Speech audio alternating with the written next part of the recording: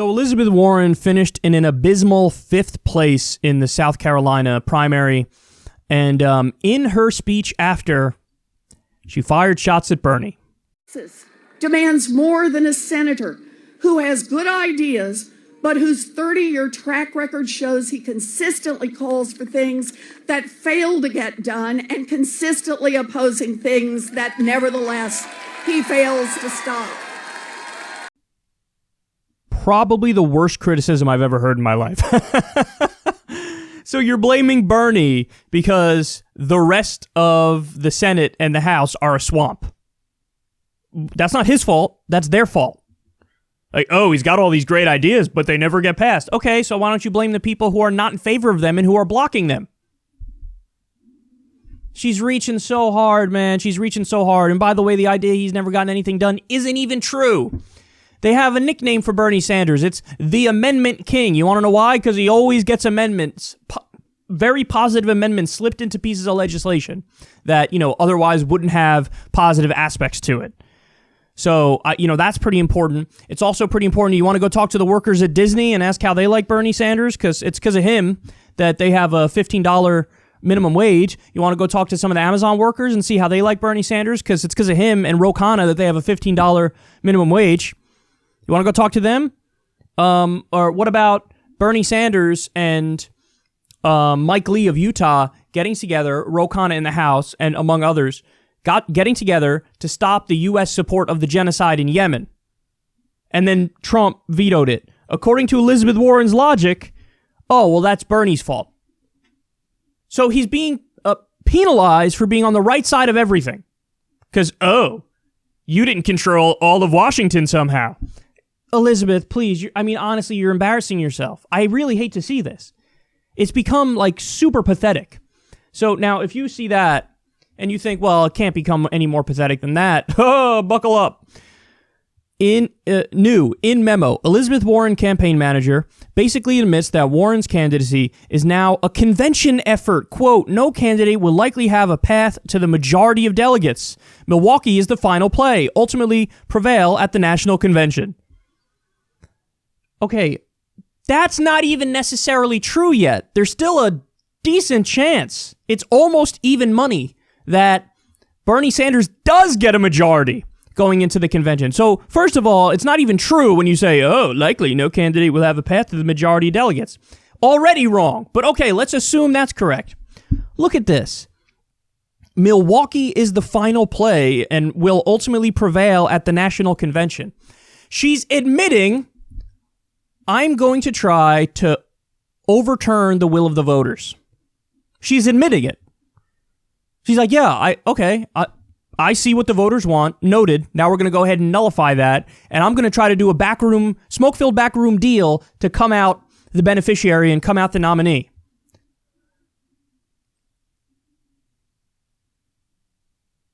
So you're admitting you don't believe in democracy. That's what you're doing. You're admitting you don't care about the will of the voters. You're admitting that your own narcissism and your ego overrides that. You have no principled belief in democracy. I never want to hear ever again from Elizabeth Warren or anybody else who has this position that they're concerned about the Russians interfering with democracy. You're interfering with democracy. You're saying, I don't care who the majority of voters pick. I want to go in a smoke-filled back room and come out the winner. By the way, Elizabeth Warren, they're never going to make you the nominee. Even in her ideal scenario. Let's grant her this all for a second. She's behind the scenes and she's like, yes, I'm the midpoint between Bernie Sanders and the establishment. Therefore, I'm uniquely suited to be correct and to be the nominee. And you guys should all pick me. And then all the massively corrupt DNC officials are like, yes, your logic chokehold has got me. I will now support you, Elizabeth Warren, even though you came in 4th and 5th in every single contest and had a pathetic showing. So they pick her, and then what happens? What do you think happens from there?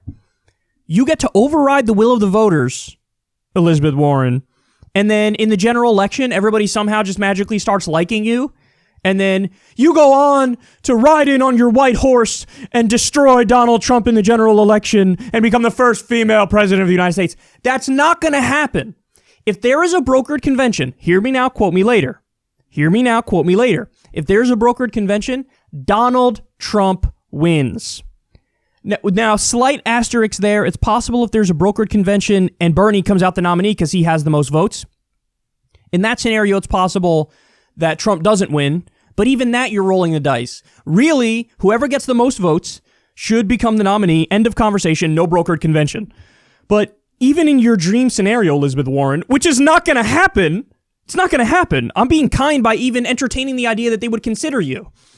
But let's say it's her dream scenario. She gets picked. She comes out. Yes, I will unite the whole country. Yes.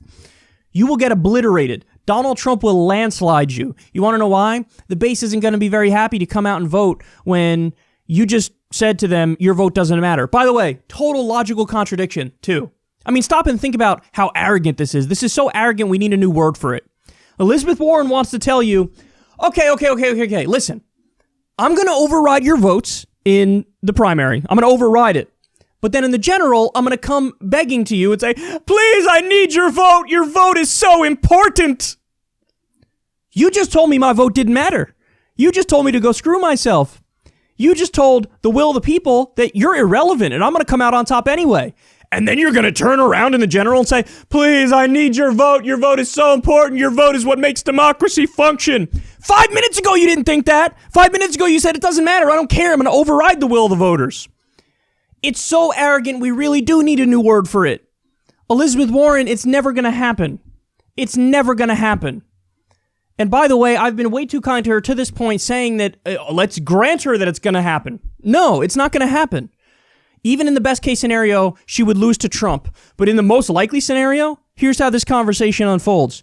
Oh, there's a brokered convention behind the scenes. Elizabeth Warren and her team go up to the superdelegates and they're like, okay, guys, listen, I'm the one that makes the most sense because I'm halfway in between Bernie and the establishment and that's what you guys want, a slightly safer choice. That's me. Here's what's going to happen. They're going to go, no. Next person we're considering.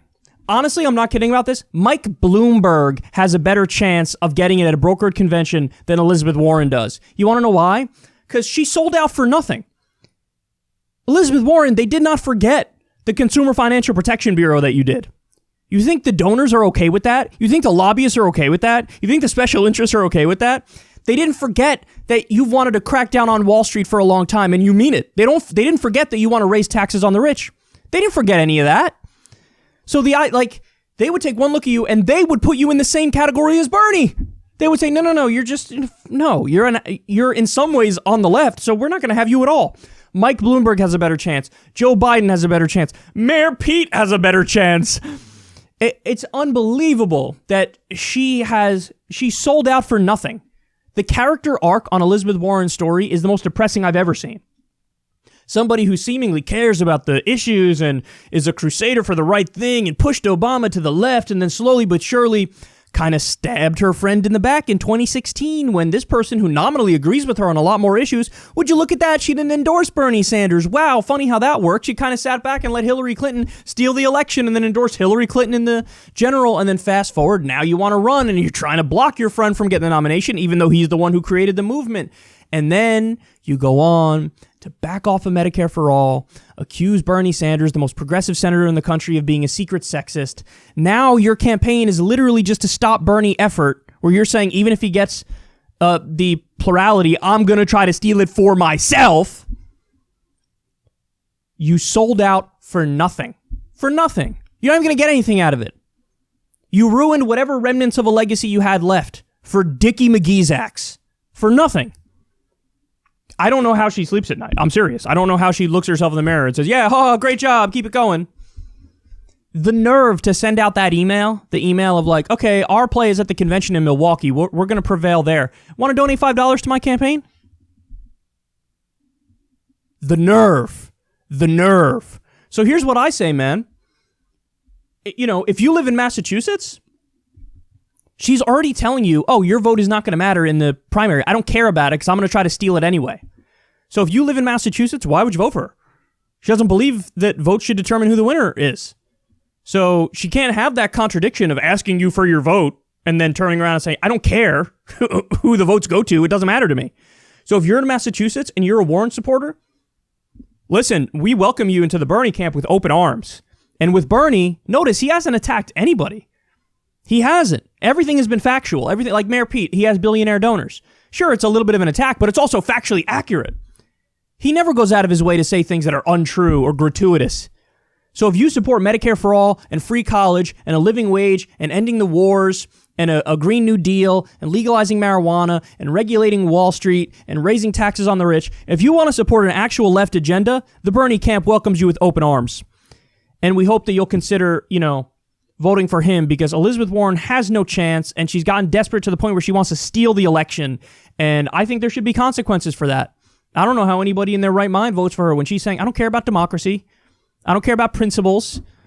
Now I'm in it for the narcissism and the self-aggrandizement. And I don't care what I have to do, what evil tactics I have to do to get to that point. That's what I'm going to do. So I'm honestly furious about this.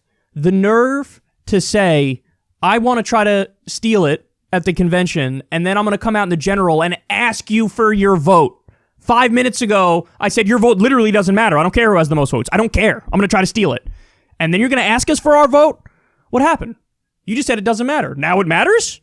We're going to go ahead and go with, no, it doesn't matter, because that's what you told us originally. So she would get obliterated against Trump in a general election.